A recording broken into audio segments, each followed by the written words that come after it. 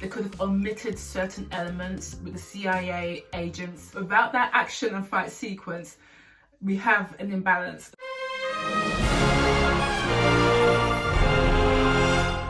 Good morning folks, good afternoon and welcome to the channel. My name's Rhodes, back once again with another video. So we're here to discuss the movie of the hour, Black Panther Wakanda Forever. Wow, there is so much to unpack with this film. Now I just watched this movie yesterday, so this video is very much going to be a summary, reactionary review of this film. So I'm not going to do a play-by-play, but guys, please comment below. Let me know your thoughts of this film. Did it live up to the hype? Did it live up to your expectations, or were you somewhat deflated with this film? Did this movie fall short? Please comment below respectfully. I'd love to gauge your opinions, your impressions of this film.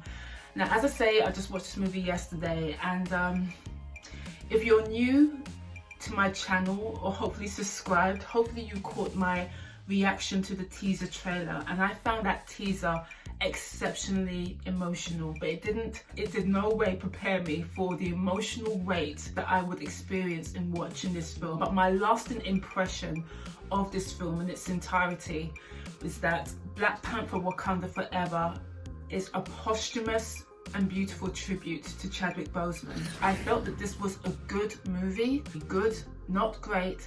Even with the tragic circumstances that they faced, they delivered, I feel, a good movie. Now, despite the emotional impact of this film and how some of the emotions and characters, how they resonated with me, this movie is not without its flaws. They gave us an intriguing story, but my issue with this film more so is some of the execution. But what I want to talk about is the main plot points of this film, the performances which I felt were absolutely exemplary, a nod to the Oscars, and just the other elements in terms of the cinematography, the editing, the action sequences, the costume design, and just the movie in its entirety, which I'm just going to give, as I say, a summary review. So in terms of the plot and driving the narrative forward, I was happy that they addressed the ramifications of opening Wakanda to the rest of the world and what that means in terms of vibranium. And in this film, Wakanda is threatened by external governments trying to get their tentacles into Wakanda to commandeer vibranium by any means necessary. And coupled on top of this, the Wakandans have to deal with another adversary in the form of Namor and the people of Talokan. And his addition into this film, as expected, is woven into the whole conflict over vibranium. So I like that touch. It's kind of commensurate to the comics and kind of what I expected. So all these elements to the film actually served for an intriguing story. Now I will say the first act of this film was so well executed. The pacing was on point. The action sequences were just really, really good. And it just kind of establishes the tone, the tension and the threat exposed to Wakanda. So I wish they kept that tone and that energy throughout the movie, because midway in this film I felt that there was a bit of a lull, a bit of an exposition dump which could have been tightened up. They could have omitted certain elements with the CIA agents, including Ross, and there is a bit of a long-winded exposition into Namor. Now don't get me wrong, I felt Tunok, sorry his surname escapes me, but the actor who plays Namor, I felt he did a fantastic job. This is one of the better villains out of the whole Marvel Cinematic Universe. I love the many different layers to Namor, how he was written. I mean, in one sense, this character was very affable, very amenable, and almost likable. And in the next instance, he's completely nefarious, evil, brutal, and inscrutable. So I like the way Tunok balanced those eccentricities and the countenance of Namor. And woven into that was the introduction into Talokan.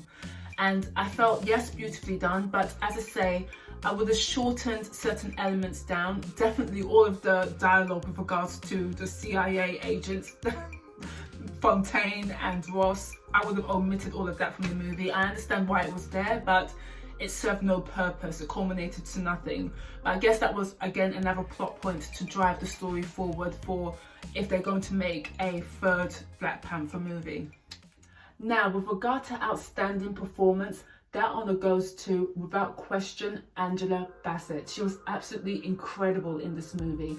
She just emoted. Every line was delivered with so much heart, so visceral, so impactful. It was as if she wasn't even acting. I just felt every line. It was just phenomenal. And this is what I'm accustomed to with Angela Bassett. This is the level of excellence that I'm accustomed to. So as I say, a nod to the Oscars, at least a nomination. She just owned every moment. She was just fantastic. Oh, I can watch the movie again just for her sequences in this film.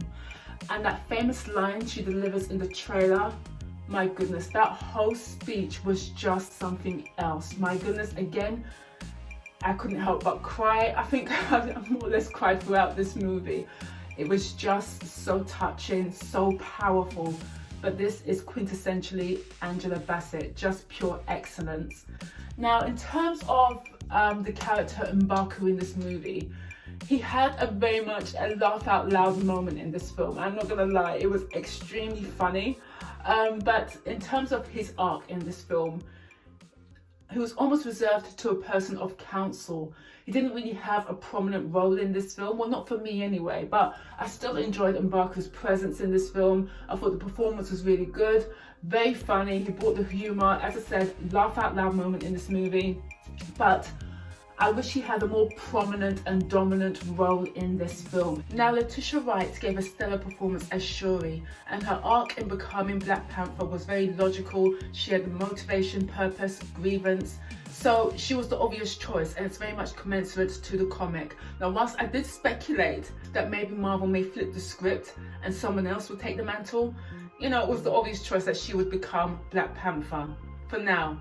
And after she created the heart-shaped herb, and she went to the ancestral plane. I did not expect that sequence to play out with that particular actor as a catalyst to impede upon her nobility and her moral compass. Now, whilst that sequence in the ancestral plane was quite thrilling to watch, in terms of storytelling, it does present a few problems, and this is why I was speculating maybe Marvel may flip the script and allow for someone else to take the helm as Black Panther and not Shuri being the obvious choice. Because sometimes, I've said this before, sometimes what's written in the comic doesn't translate well in a live action movie.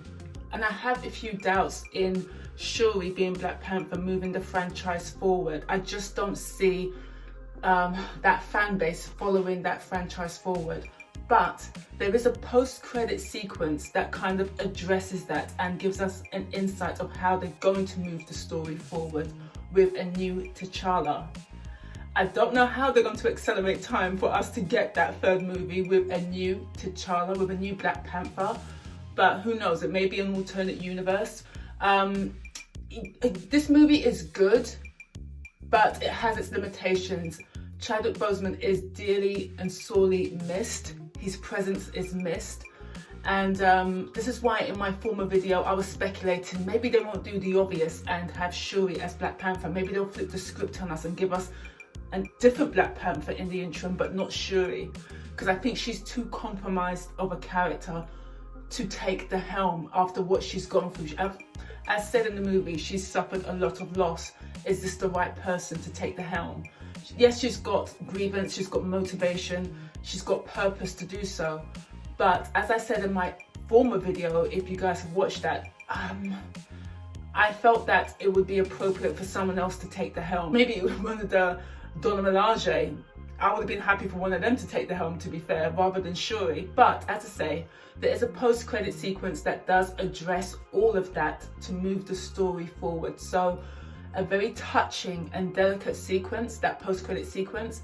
And again, it made me cry, but at least it does open a window for a new story to be told. As for the finale of this movie, the major action sequence, again, if you know me, if you're accustomed to me and my channel, I'm like a broken record at this stage. I always forever bleat on about a beautiful, regal, fierce, but well executed fight scene and action sequence. For me, this may sound a bit odd, but as crucial as the story, the narrative, and the dialogue is, balanced against that is a well executed action and fight sequence. Without that action and fight sequence, we have an imbalance as far as I'm concerned. You can't give me just narrative, plot and performance. I need a great and fantastic, well choreographed action sequence.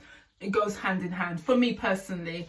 So that's where I felt this movie fell a bit short for me. Just again with the whole midsection where the pacing kind of was prolonged. The final battle in the middle of the ocean upon this massive rig. Sorry if I'm giving away spoilers, this wasn't my intention, but I can't talk about the final action sequence without detailing a few elements. But the final sequence on the rig, or maybe the design of the set piece, kind of limited the level of action, kind of limited the type of choreography of action that they could have allowed in this movie.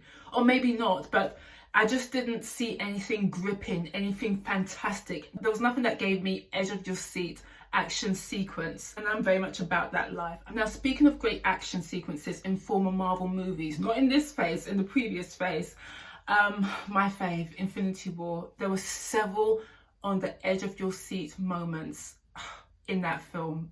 And of course, the Wakanda war sequence. Loved. The whole running sequence when T'Challa, Black Panther, when he's leading the foe, his fellow warriors, as well as the Avengers, that running sequence was just everything. I mean, just something as simple as running was so effective and so beautifully done. So when I talk about Black Panther Wakanda Forever, for me, that vicious, impactful and mesmerizing fight sequence and action scene, it just fell short for me in this film. And I just wish the team that worked on Infinity War, I know they also worked on Endgame, but what they did in Infinity War, I wish some of that magic, some of those action sequences was brought to this film, was brought to Black Panther Wakanda Forever. It would have elevated my experience so much with this movie. The excitement level would have been through the roof, and I think that would have been a general consensus. If you just elevated